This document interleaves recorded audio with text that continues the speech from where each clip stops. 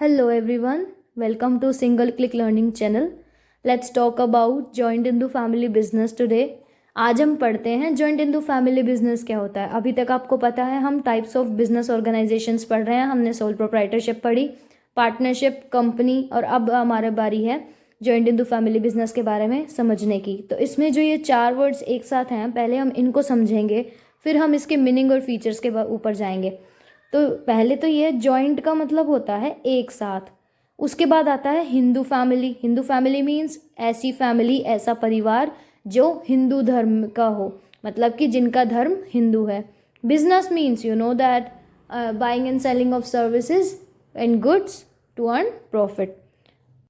यहाँ पर बात करें एक ऐसे बिजनेस की जो joint Hindu families, joint families जो होती हैं हिंदू धर्म की, उनके द्वारा किया गया एक बिजनेस होता है। तो आइए हम स्टार्ट करते हैं इसके मीनिंग के साथ। तो जॉइंट हिंदू फैमिली बिजनेस का मीनिंग क्या है, देखिए। It is the form of business organization that is only found in India. क्योंकि इंडिया में हिंदूज़ की मेजॉरिटी है, इसीलिए ये जो ऑर्गेनाइजेशन या बिजनेस का जो फॉर्म है, टाइप है, ये सिर्फ और सिर्फ इंडिया में ही पाया जाता है। This is the type of business which is run by all the members of joint Hindu family, also known as Hindu undivided family. अब ये ऐसा बिजनेस है जो कौन रन करता है? एक हिंदू जॉइंट फैमिली, हिंदू भी हो और जॉइंट फैमिली भी हो। जॉइंट फैमिली के सारे मेंबर्स मिलके करते हैं बिजनेस को रन, और इसे हम क्या कहते हैं? हिंदू अनडिवाइडेड फैमिली भी कहते हैं। अनडिवाइडेड का मतलब जो बटी हुई ना हो। तो एक ऐसी फैमिली, जॉइंट हिंदू फैमिली, जो किसी एक ही बिजनेस को रन करती है, जिसके सभी मेंबर्स एक ही बिजनेस को चलाते हैं, उसे कहते हैं joint Hindu family business. This form of business is also known as Hindu undivided family business. अब जॉइंट हिंदू फैमिली को इन्होंने नया नाम दिया था हिंदू अनडिवाइडेड फैमिली, तो obviously joint Hindu family business को हम क्या कहेंगे? Hindu undivided family business. Business is controlled and managed by the head of the family, also known as कर्ता। अब बिजनेस में जिस तरह नॉर्मल कोई भी बिजनेस हो, उसके अंदर पार्टनरशिप हो या कोई और बिजनेस हो, हर किसी में कोई ना कोई ओनर होता है, कोई ना कोई हेड होता है जो पूरे बिजनेस को मैनेज और कंट्रोल करता है, जिसकी पावर्स, लाइबिलिटीज़ और ड्यूटी सबसे ज़्यादा होती हैं। तो इस बिजनेस के अंदर जो सारी लाइबिलिटीज़ लेता है, जो सारी पावर्स और ड्यूटीज़ जिसकी होती हैं, वो कौन होता है? Head of the family. जैसे कि किसी भी फैमिली के हेड दादाजी हों या किसी के फादर हैं, तो वो जो मेन हेड होगा ना, वो होगा इनका जो मेन कर्ता धर्ता होगा, इसीलिए उसका नाम भी क्या होता है? Karta. It governs by Hindu law. अब ये बिजनेस कौन गवर्न करता है? हिंदू लॉ। ये किसके अकॉर्डिंग चलेगा? हिंदू लॉ के according. That's why karta's liabilities is limited. बेटा हम लाइबिलिटी के बारे में बहुत बार पढ़ चुके हैं। हर एक ऑर्गेनाइजेशन में हर एक मेंबर की लाइबिलिटी जो है वो पहले से प्री डिफाइंड होती है। तो हर किसी बिजनेस में कोई ना कोई मेंबर, कोई ना कोई पार्टनर या कोई ना कोई हेड होता है जिसकी लाइबिलिटी लिमिटेड नहीं होगी।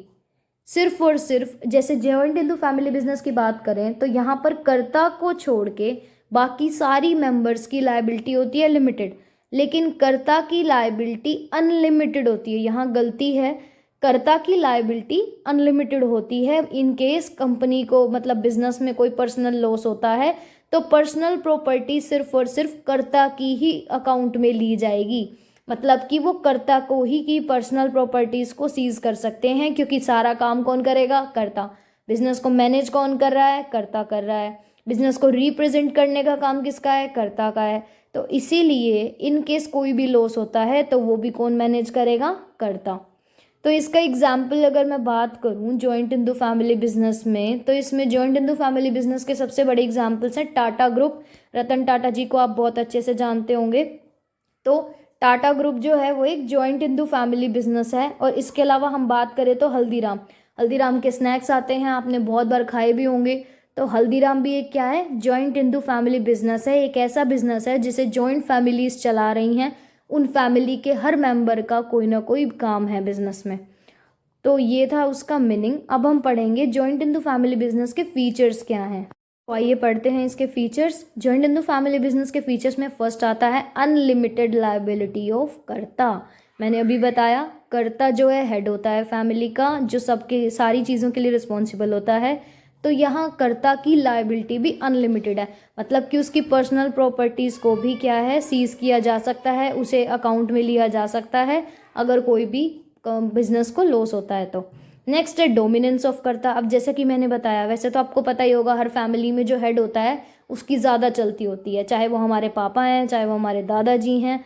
तो इसी तरीके से बिजनेस के अंदर भी क्या है, कर्ता क्योंकि हेड है बिजनेस का भी और घर का भी, इसीलिए डोमिनेंस का मतलब होता है रोब। तो कर्ता का कहीं ना कहीं डोमिनेंस देखा जाता है हर डिसीजन में। मेन किसका रोल होगा, कर्ता का।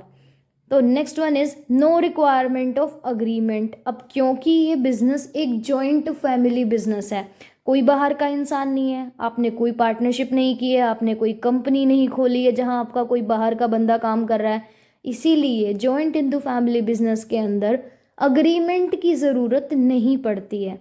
Next one is continued business existence. अब देखिए, अगर आपकी पार्टनरशिप है, हो सकता है आपके पार्टनर्स के साथ आपकी डिस्प्यूट्स हो जाएं और वो कंपनी या पार्टनरशिप आपको तोड़नी पड़े। सोल प्रोप्राइटरशिप है, अगर आपको कुछ हो जाता है या आपको लॉस होता है तो आपको क्या है, सोल प्रोप्राइटरशिप में भी अपनी दुकान या जो भी है बिजनेस बंद करना पड़ सकता है। लेकिन यहाँ पर तो फैमिली बिजनेस है, तो फैमिली बिजनेस का सबसे अच्छा बेनिफिट क्या होगा। अब देखिए, अगर दादाजी को कुछ है तो आगे आपके पापा संभाल सकते हैं, पापा की कोई दिक्कत तो आप संभाल सकते हो। तो इसमें क्या है, जनरेशन टू जनरेशन जो है, जो बिजनेस है वो क्या है, आगे पास कर दिया जाता है। तो इसीलिए बिजनेस एग्जिस्टेंस जो है वो कॉन्टिन्यूशन में रहती है। नेक्स्ट वन है created by operation of law. जिस तरीके से कंपनी लॉ के द्वारा क्रिएट की जाती है, उसी तरीके से जॉइंट इंटू फैमिली बिजनेस भी कौन लोग क्रिएट करता है, इसके जो ये क्रिएट करते हैं लॉ के ऑपरेशन, जो अलग अलग कानून हैं। Next one is prompt decision. Prompt decision का मतलब, अब देखिए, अगर दो या तीन पार्टनरशिप में 2 या 3 पार्टनर्स होंगे तो आपको डिसीजन आप अकेले नहीं ले सकते। तो डिसीजन लेने के लिए आपको क्या करना पड़ेगा, हर पार्टनर से पूछना पड़ेगा, उनकी एडवाइस बहुत मैटर करेगी। बट यहाँ पर क्योंकि सारा काम, सारा कंट्रोल, सारा मैनेजमेंट जो है कर्ता संभालता है, इसीलिए जो डिसीजन लेने का राइट है वो भी किसके पास होता है, कर्ता के पास।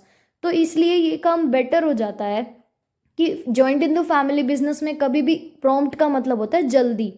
तो अगर कभी भी प्रॉम्प्ट डिसीजन लेना पड़ता है तो उस मामले में क्या है, कर्ता को पूरा पूरा राइट होता है कि वो बिना किसी से ज़्यादा पूछे डिसीजन ले सकता है। तो ये एक बेनिफिट है joint in the family business के लिए कि वो लोग क्या है, डिसीजन जल्दी ले सकते हैं। तो ये थे joint in the family business के मीनिंग और उसके फीचर्स। तो आई होप आपको ये वीडियो समझ में आई होगी। Thanks for watching the video. Please like and share the video and subscribe the channel for more videos. Thanks for watching.